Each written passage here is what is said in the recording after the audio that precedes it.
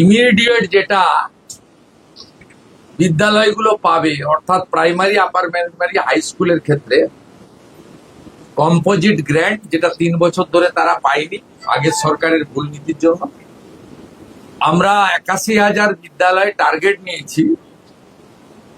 সব জায়গায় গ্যাসে মিড ডে মিল রান্না হবে, সব জায়গায় পর্যায়ক্রমে সোলার প্যানেল হবে, সব জায়গায় অত্যন্ত পরিচ্ছন্ন শৌচালয় থাকবে, সব জায়গায় আর্সেনিক মুক্ত পরিশ্রুত পানীয় জল থাকবে, সব বাচ্চারা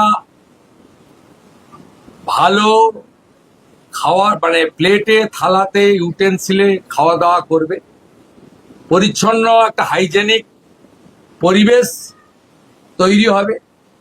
এবং রাঢ়বঙ্গ দিয়ে শুরু হচ্ছে, বীরভূম, বর্ধমান, বাঁকুড়া, পুরুলিয়া, ঝাড়গ্রাম থেকে যে বিদ্যালয়গুলোতে এখনো ফ্যান লাগানো হয়নি, গরমে বাচ্চারা কষ্ট পান, সেই ফ্যান লাগানো। তো বন্ধুরা, তোমরা তো সবাই শুনতেই পেলে মাননীয় মুখ্যমন্ত্রী কি বললো। তো তার জন্য ভিডিওটা তোমাদের কাছে নিয়ে আসে, যে তোমরা সবাই জানো, যারা যারা জানে না তাদের কাছে ভিডিওটা পাঠাও, যে আমাদের রাজ্য সরকার কি কি কাজ করছে আমাদের জন্য, কিভাবে আমাদের রাজ্যটাকে উন্নয়নের পথে এগিয়ে নিয়ে যাচ্ছে। তো তোমরা তো নিজের কানেই শুনলে যে আমাদের মাননীয় মুখ্যমন্ত্রী 81,000 বিদ্যালয় নিয়ে যে কি কত বড় একটা মানে উনি চালু করতে যাচ্ছেন, যে ভালো কাজ করবেন বিদ্যালয়ে।